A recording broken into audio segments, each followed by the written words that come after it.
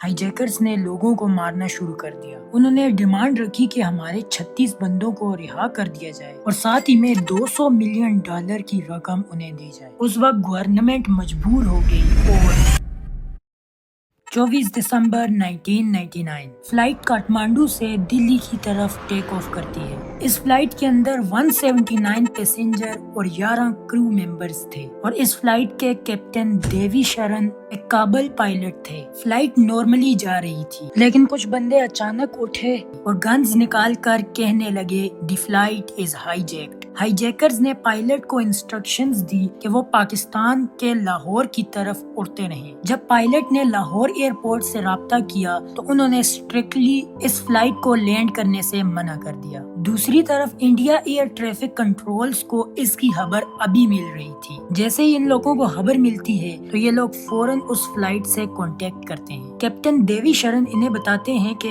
Plane के अंदर से फ्यूल खत्म हो रहा है और पाकिस्तान वाले हमें लैंडिंग की इजाजत नहीं दे रहे और अगर हमने पाकिस्तान के अंदर लैंड ना किया तो हाईजैकर्स के मुताबिक वो लोगों को मारना शुरू कर देंगे। तो फिर क्या था, इंडियन हाई कमीशन पाकिस्तान से रिक्वेस्ट करते हैं कि वो फ्लाइट को लैंड करने की इजाजत दे दें, लेकिन परमिशन फिर से डिक्लाइन हो जाती है। इसी दौरान कैप्टन देवी शरण हाईजैकर से बात करते हैं कि हम लोग परमिशन का इंतजार नहीं कर सकते, हमें किसी न किसी जगह पर लैंड करना ही होगा रिफ्यूलिंग के लिए। और अजीब बात तो ये थी कि वो लोग मान भी जाते हैं। अब इंडिया के पास एक बहुत अच्छा मौका था कि वो लोग इस सिचुएशन को मुल्क के अंदर ही हैंडल कर लें, क्योंकि इस तरह की सिचुएशन में अक्सर हाईजैकर्स कमजोर पड़ जाते हैं। फ्लाइट अमृतसर के अंदर लैंड कर जाती है और इंडिया का प्लान ये था कि ज्यादा से ज्यादा फ्लाइट को डिले किया जाए ताकि कोई ना कोई प्लान बनाकर लोगों को रेस्क्यू कर लिया जाए। कैप्टन देवी शरण रिक्वेस्ट करते हैं कि प्लेन को रिफ्यूल कर दिया जाए जल्द अज जल्द। 5 मिनट गुजरते हैं, फिर 10 मिनट गुजरते हैं और फिर 15 मिनट गुजरते हैं, लेकिन कोई भी रिफ्यूलिंग नहीं की जाती। लेकिन फिर हाईजैकर्स की तरफ से एक बंदे पर हमला किया जाता है।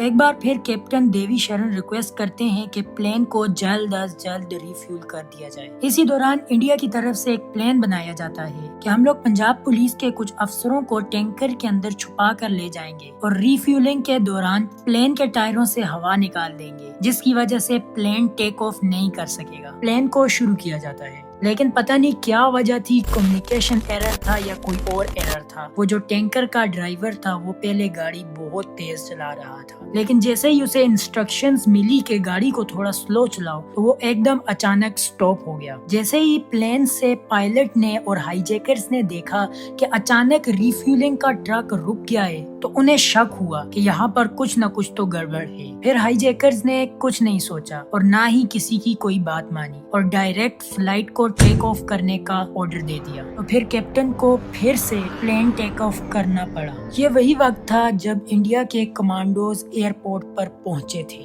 उन्हें एक्शन करने का एक मौका तक नहीं मिला और इंडिया ने ये गोल्डन मौका हाथ से यूं ही जाने दे दिया। प्लेन फिर से लाहौर की तरफ जाने लगता है। जैसे ही पाकिस्तान से फिर से परमिशन मांगी जाती है तो एक बार फिर पाकिस्तान लैंडिंग डिनाई कर देता है। एयरपोर्ट वाले अपनी तमाम इमरजेंसी लाइट्स और बाकी लाइट्स बंद कर देते हैं ताकि प्रेशर में आकर अगर पायलट लैंड करना भी चाहे तो भी ना कर सके। और फिर ऐसा ही होता है, जैसे ही प्रेशर ज्यादा पड़ता है तो पायलट नहीं देख रहा कि लाइट्स नजर आ रही हैं कि नहीं, वो एल्टीट्यूड को डिक्रीज करता रहता है और जैसे ही वो नीचे पहुंचता है तो उसे पता चलता है ये तो एक हाईवे है। और फिर पायलट दोबारा से एयरपोर्ट वालों से कांटेक्ट करता है और उन्हें बताता है कि अगर आपने लैंडिंग की परमिशन ना दी तो हमें मजबूरन हाईवे के ऊपर लैंड करना होगा और वो एक क्रैश लैंडिंग होगी। और फिर फाइनली पाकिस्तान की तरफ से लैंडिंग अलाउ कर दी जाती है और प्लेन लाहौर के अंदर लैंड कर दिया जाता है।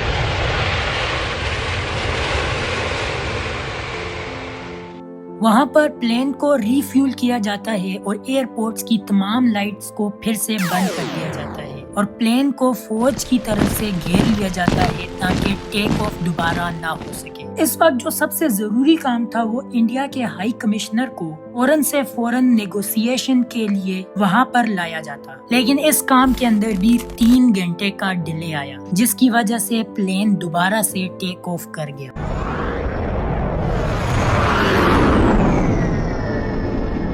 اب پلین کا رخ عمان کی طرف تھا، لیکن عمان کی طرف سے بھی ریجیکشن ہوگی لینڈنگ کے لیے۔ پھر پلین کو دبئی کے اندر لینڈ کر دیا جاتا ہے۔ یہاں پر بہت ہی ہیوی نیگوسیشنز ہوتی ہیں اور فائنلی ہائی جیکرز کی طرف سے 26 پیسنجرز کو ریلیز کر دیا جاتا ہے۔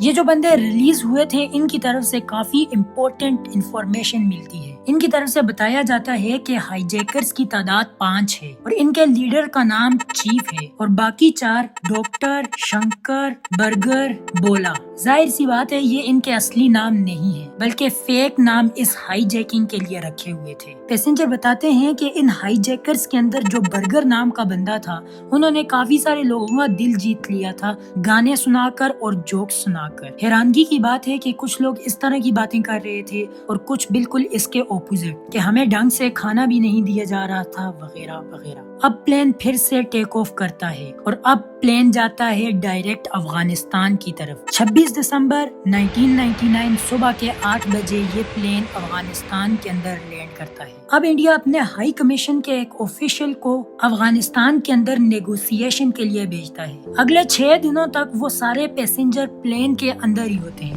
طالبان کی طرف سے پلین کو چاروں سائڈ سے گھیر لیا جاتا ہے اور ان کی طرف سے یہ کہنا تھا کہ یہ صرف سیفٹی پرپس کے لیے ہے، لیکن اس کے اوپر انڈیا کا یہ کہنا تھا کہ یہ سب انہوں نے اس لیے کیا تاکہ انڈیا کوئی ملٹری آپریشن اس کے خلاف نہ کر سکے۔ اجٹ ڈووال جس کو نیگوسیشن کے لیے افغانستان بھیجا ہوتا ہے ان کا کہنا تھا کہ اس ہائی جیکنگ کے اندر ISI کا بھی ہاتھ ہے۔ وہاں پر افغانستان کے اندر ہائی جیکرز اپنی ڈیمانڈز رکھتے ہیں جو کہ $200 ملین اور 36 لوگوں کی رہائی تھی اور انڈیا کے اوپر تو اس وقت ایک الگ لیول کا پریشر تھا۔ 26 دسمبر کو ایکسٹرنل افیئرز منسٹر ایک پریس کانفرنس دے رہے تھے کہ اچانک سے ایک بھیڑ ادھر داخل ہوتی ہے۔ یہ بھیڑ پلین کے اندر پھنسے ہوئے لوگوں کے ریلیٹیوز اور رشتہ دار تھے۔ ان لوگوں کا کہنا تھا کہ ہائی جیکرز کی تمام ڈیمانڈز پوری کی جائیں اور ہمارے رشتہ داروں کو جلد از جلد چھڑایا جائے کیونکہ جان سے آگے کوئی چیز بھی نہیں ہے۔ اور دوسری طرف طالبان کلیئرلی ڈینائی کر دیتے ہیں کہ وہ کوئی بھی ریسکیو آپریشن نہیں ہونے دے سکتے، لیکن ان کا کہنا تھا کہ ہم لوگ تمہاری بہاف پر نیگوسیشن کر سکتے ہیں۔ اور پھر اسی طرح نیگوسیشن آگے بڑھتی ہے اور کسی نہ کسی طرح وہ لوگ ان کی ڈیمانڈز کو کم کر کے 3 پرزنرز تک لے کے چلے جاتے ہیں۔ اور پھر کیا تھا، ان 3 لوگوں کو انڈیا کی جانب سے چھوڑ دیا جاتا ہے اور وہاں ہائی جیکرز کی طرف سے بھی لوگوں کو آہستہ آہستہ چھوڑا جاتا ہے۔ انڈیا کو یہ امید تھی کہ ان ہائی جیکرز کو پکڑا جائے گا، لیکن ہوتا اس کے الٹ ہے۔ طالبان ان ہائی جیکرز کو چھوڑ دیتے ہیں۔ 31 دسمبر 1999 کو یہ تمام پیسنجر اپنے گھر آ جاتے ہیں اور اس ہائی جیکنگ کی وجہ سے اس وقت کی سرکار کے اوپر بھی کافی ساری انگلیاں اٹھائی جاتی ہیں کہ وہ کتنی بری طرح فیل رہے اس کرائسس کو ہینڈل کرنے میں۔